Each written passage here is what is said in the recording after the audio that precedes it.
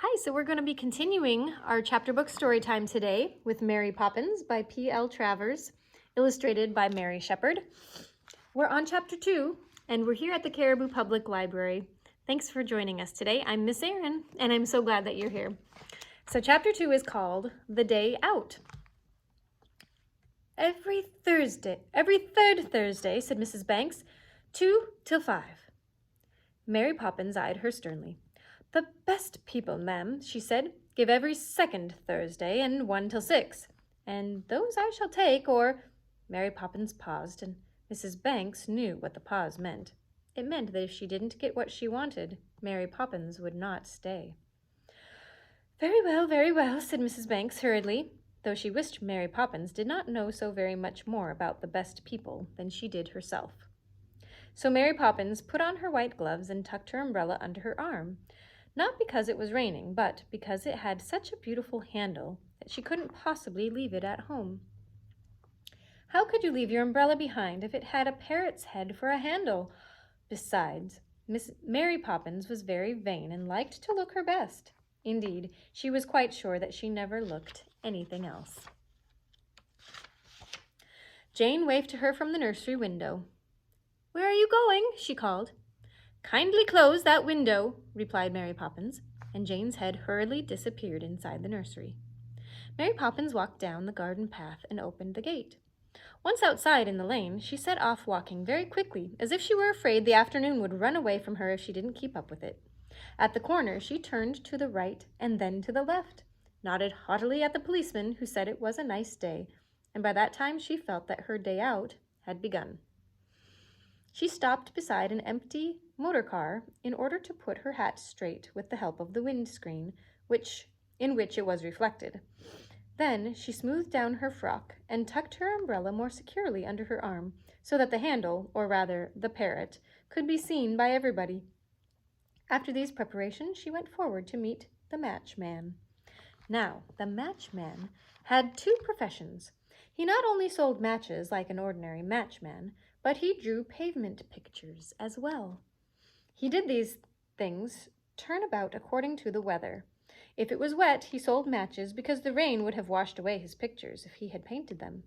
If it was fine, he was on his knees all day, making pictures in colored chalks on the sidewalks, and doing them so quickly that often you would find that he had painted up one side of a street and down the other, almost before you had time to come round the corner. On this particular day, which was fine but cold, he was painting. He was in the act of adding a picture of 2 bananas, an apple, and a head of Queen Elizabeth to a long string of others, when Mary Poppins walked up to him, tiptoeing so as to surprise him. Hey, said Mary Poppins softly. He went on putting brown stripes on a banana and brown curls on Queen Elizabeth's head. Ahem, said Mary Poppins, with a ladylike cough. He turned with a start and saw her.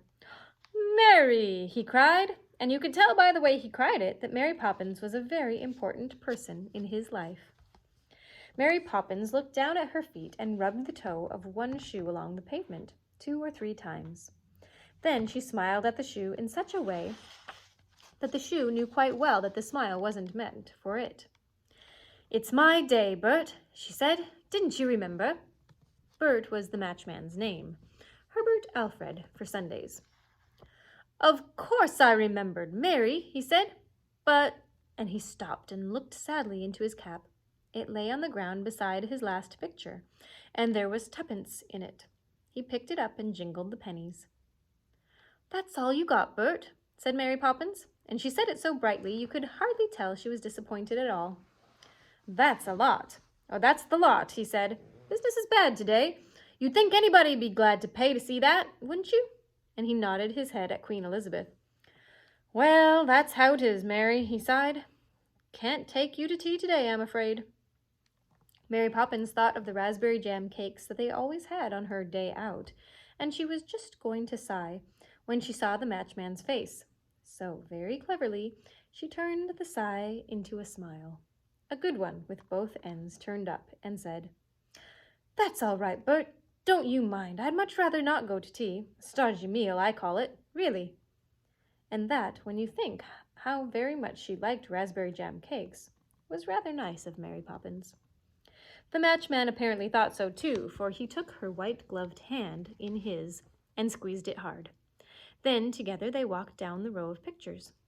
"Now, there's one you've never seen before," said the matchman proudly, pointing to a painting of a mountain covered with snow and its slopes simply littered with grasshoppers sitting on gigantic roses. This time Mary Poppins could indulge in a sigh without hurting his feelings. "Oh, Bert," she said, "that's a fair treat." And by the way she said it, she made him feel that by rights the picture should have been in the Royal Academy, which is a large room where people hang the pictures that they have painted. Everybody comes to see them, and when they have looked at them for a very long time, everybody says to everybody else, "The idea! My dear!"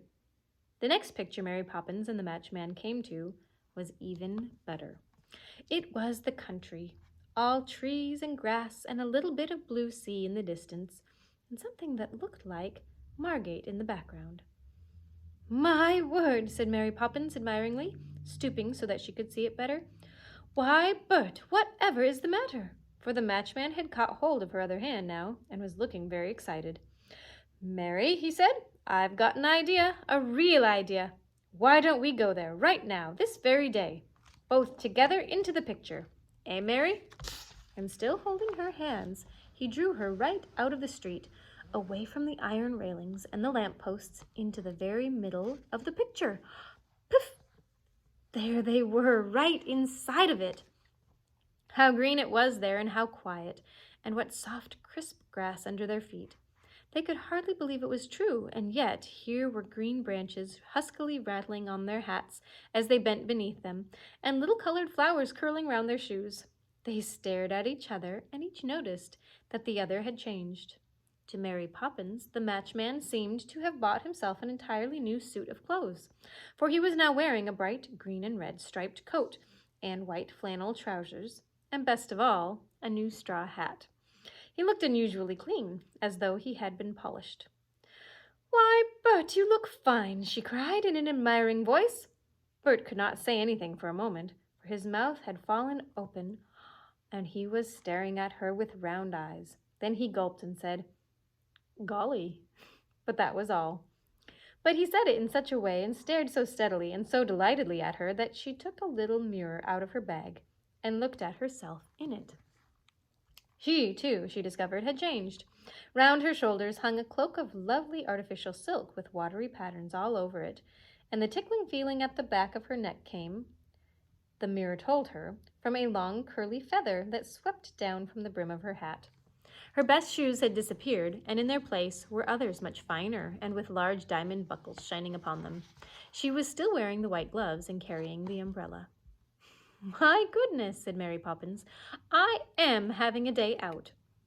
So, still admiring themselves and each other, they moved on together through the little wood, till presently they came upon a little open space filled with sunlight. And there, on a green table, was afternoon tea. A pile of raspberry jam cakes as high as Mary Poppins's waist stood in the center, and beside it tea was boiling in a big brass urn. Best of all, there were 2 plates of whelks and 2 pins to pick them out with. "Strike me pink," said Mary Poppins. That was what she always said when she was pleased. "Golly," said the matchman, and that was his particular phrase. "Won't you sit down, madame?" inquired a voice, and they turned to find a tall man in a black coat coming out of the wood with a table napkin over his arm. Mary Poppins, thoroughly surprised, sat down with a plop upon one of the little green chairs that stood round the table. The matchman, staring, collapsed on to another. "I'm the waiter, you know," explained the man in the black coat. "Oh, but I didn't see you in the picture," said Mary Poppins. "Ah, I was behind the tree," explained the waiter. "Won't you sit down?" said Mary Poppins politely. "Waiters never sit down, madame," said the man, but he seemed pleased at being asked. "Your whelks, mister," he said, pushing a plate of them over to the matchman, "and your pin." He dusted the pin on his napkin and handed it to the matchman. They began upon the afternoon tea, and the waiter stood beside them to see that they had everything they needed. "We are having them, after all," said Mary Poppins in a loud whisper, as she began to on the heap of raspberry jam cakes. Golly, agreed the matchman, helping himself to 2 of the largest. Here's a picture of them sitting at the table, all dressed up and fancy with the feather in her hat, and the waiter standing over. "Tea," said the waiter, filling a large cup of for each of them from the urn.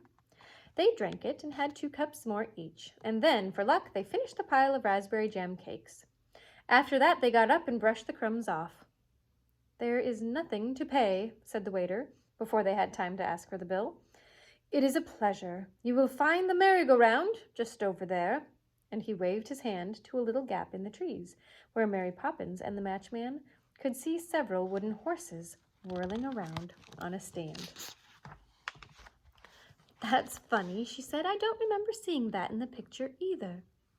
"Ah," said the matchman, who hadn't remembered it himself. "'Twas in the background, you see."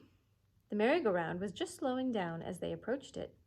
They leapt upon it, Mary Poppins on a black horse and the matchman on a gray. And when the music started again, they began to move. They rode all the way to Yarmouth and back, because that was the place they both wanted most to see. When they returned, it was nearly dark, and the waiter was watching for them. "I'm very sorry, Madame and Mister," he said politely, "but we close at 7. Rules, you know. May I show you the way out?" They nodded as he flourished his table napkin and walked on in front of them through the wood. "It's a wonderful picture you've drawn this time, Bert," said Mary Poppins, putting her hand through the matchman's arm and drawing her cloak about her. "Well, I did my best, Mary," said the matchman modestly, but you could see he was really pleased with himself indeed.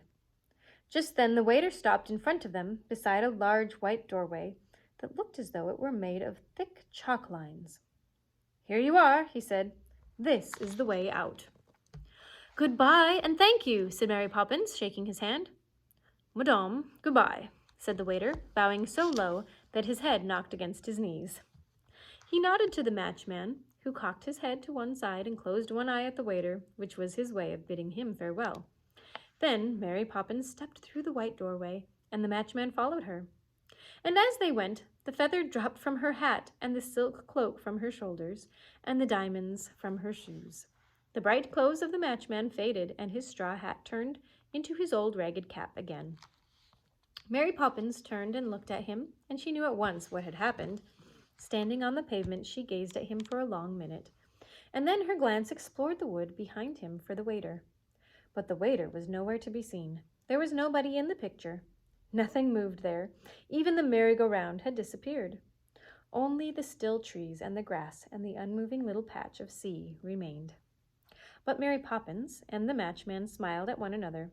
You see, they knew what lay behind the trees. When she came back from her day out, Jane and Michael came running to meet her.